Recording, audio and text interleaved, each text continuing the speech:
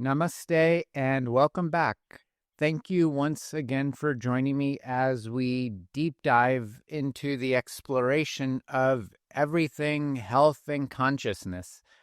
Today, our deep dive is into something both profoundly simple and truly transformative: mindfulness, and specifically mindfulness in everyday life. The great Buddhist monk Thich Nhat Hanh said, "Many people are alive but don't touch the miracle of being alive." Mindfulness is the practice of becoming alive, becoming awake. Mindfulness, we may have heard, we're going on a mindfulness meditation retreat where you're just quiet. But mindfulness, it's not just going on a retreat. It's not just meditation or yoga. It's a way of experiencing our day-to-day life, moment to moment, with absolute presence and intentionality. It's such a powerful tool that, when really adapted into our life, dramatically shifts our relationship with ourselves, with our family, with our environment, with our workplace, with our own well-being, and ultimately our own connection to the universe, to creation. So how can we practically incorporate mindfulness in the busy, hectic day-to-day life through ordinary tasks or even through our habitual interactions, like going to the grocery store or paying your bills? Let's explore this a little bit. Understanding mindfulness is the first part of mindfulness. Awareness is the first part of being aware, and the first part of that is being aware that we're unaware. It's the same with mindfulness. In essence, it's just the art of paying attention. We were taught to not pay attention. When we were young, all we did was pay attention. When we first came into this world, we were in awe. All we did was pay attention and observe. Mindfulness is about being fully open, fully present, and aware of each moment without judgment. That's the place of the observer, when there's no judgment about a thing. When we're truly present, stress disappears. When we're truly present, mental clarity improves. When we're truly present, our emotional intelligence expands. Just right now, take a moment, wherever you are, whether you're driving in the car, you're at the gym listening to this, you're at home on your meditation cushion, it doesn't matter. Take this moment and just notice the breath. Notice the inhalation. Notice the exhalation. Notice where the breath is going in and out of your body. Is it slow? Is it deep? And notice the body sensations. With each breath, notice, is your body tense? Is your body relaxed? Become aware of your surroundings.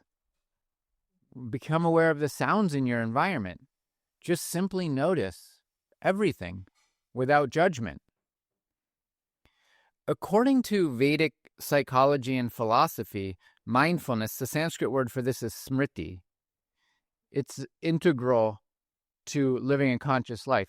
Smriti really translates literally to remembrance, referring to remembering your true nature, your inner wisdom, and your interconnectedness with all of life, and remembering our true purpose. And the Bhagavad Gita it gives this really beautiful verse. It's chapter 2, verse 47. I'm not going to chant it in Sanskrit because my Sanskrit's not that great, but here's the English translation. It says, "You have the right only to perform actions of your prescribed duties, but we're not entitled to the fruits of these actions. Never consider ourselves the cause of the results, nor be attached to inaction." That doesn't mean, it means we don't sit idly. We have to do action while we're in the material world. This verse encapsulates the heart of karma yoga, the yoga of action. And what it does, maybe you've heard about going to a yoga ashram or a spiritual ashram and you do karma yoga. It's more like an exchange. You do some action and you get to stay there for free or get some food. But that's not what karma yoga is. Karma yoga encourages us to engage fully and mindfully in our actions, in our duties, free from the attachment of the outcome. The Bhagavad Gita emphasizes this mindful action through karma yoga brings us fully into the present moment. Mindfulness is not a passive activity or not sitting on a meditation cushion spacing out into bliss. You may go into bliss, but that's not what actual mindfulness is, where there's no mind. It's actually completely present. It's active participation in life with clarity, with balance, and with a contented inner peace. On a practical level, Vedic mindfulness means recognizing each and every action as being sacred, each encounter having a meaning or a purpose. And ultimately, every moment is a doorway, a stepping stone into deeper self-awareness and spiritual growth. Mindfulness in our daily activities. There's ways to anchor mindfulness into our daily activities. These actions, like eating, this is a very easy way to do it. Having mindful eating. Instead of rushing through our meals, working on the computer, driving in the car, watching TV, paying no attention to the food, food is sacred. Slow down and savor the food. Be aware of each mouthful. Be aware of each bite. Notice all the flavors. In our diet, there should be 6 different flavors. Notice the combination of flavors. Notice the texture of the food. Notice the smell of the food while it's cooking, while it's on your plate, and while it's in your mouth, and how it changes. And then notice your body's reaction or response to the flavor, to the texture, to the smell. And from an entirely Ayurvedic perspective and a health perspective, when we eat mindfully, slowly, chewing every mouthful, it improves our digestion. It ultimately enhances our enjoyment. Eating should be pleasurable. The food should taste good. It should smell good. It should look good. It should be grown with love, cooked with love, eating it in the presence of people you love. So mindful eating enhances our enjoyment. And really, I think most importantly, is that it reconnects us to listening to our body's signals. Another activity that everyone can relate to is mindful driving, mindful commuting. Whether you're driving or riding a bicycle or a skateboard or walking or taking a train, we can turn our travel time, our daily commute, into a mindfulness practice. Unless it's hazardous to your health, but this is actually, it should be more preventative. Pay attention to the landscape. If you're in a big road with lots of cars and traffic, you need to pay attention to that. Pay attention to the landscape. Pay attention to the sensations your body is feeling in relation to the landscape. If you're driving in rush hour on a busy highway versus through a beautiful, serene country road in the fall or the spring. And then pay attention to your breathing. Are you breathing rapidly, slowly, with anxiety, or with a great peace? And transform this commute time into a restorative practice of awakening. And then we can also do mindful listening, especially if you're driving in the car. You can be listening to this podcast. Practicing listening during a conversation. We don't listen so much of the time. Most of the time, someone's talking to us, we're preparing what we want to say without truly listening. Part of that listening is listening to our own mind. Listen when our mind starts wandering. Bring it back to our inner dialogue and bring it back to, if you're in a conversation, bring it back to the speaker. Oh, mind, you were not paying attention. You were not listening. You were preparing a response without even knowing what the person was saying. Let's listen. When we can mindfully listen, it deepens our connection to ourselves, to others. It helps us build empathy. Mindfulness also can lead to our emotional resilience, especially when we're able to observe our own emotions with a curiosity. First of all, being curious, where is this emotion coming from? Why am I feeling this? Is it a result of a trauma? Is it a result of something I heard or saw? What is the emotion about? And then having mindfulness enough to have compassion If we're feeling sad or grief or anxious or overwhelmed or whatever it is we're feeling, ask ourselves, again, with curiosity, but do inquiry, compassionate inquiry. What am I feeling? That's the first question. What am I feeling? Where in my body do I feel this? Do a scan of the body. Where in my body do I feel this? And then we can observe without trying to change it. Can I observe without trying to change it? That's part of mindfulness, is trying to, or being able to observe the feeling in our body and the feeling that we're experiencing without trying to change it, simply being aware of it. Mindfulness isn't changing or fixing anything. Nothing is broken. It's simply being aware. This awareness transforms our emotional response from being a reactive one to a thoughtful one. What is mindfulness? Really, what is the basics of mindfulness? How do we become mindful? Being mindful means paying attention to what is, paying attention to this moment. What is happening in this moment? Put very simply, mindfulness is about being present, and that's it. Physically, mentally, emotionally, spiritually. In this way, it's about observing. You become the observer versus identified. With the Bhagavad Gita, it's saying, don't be identified with the results of the action. Also, don't be over-identified with our thoughts. They're just thoughts. They come and go like clouds in the sky. On a very, very fundamental level, they're not that real. If we can notice our life from a distance, stepping back as the observer, we don't react anymore. Now we can respond to life.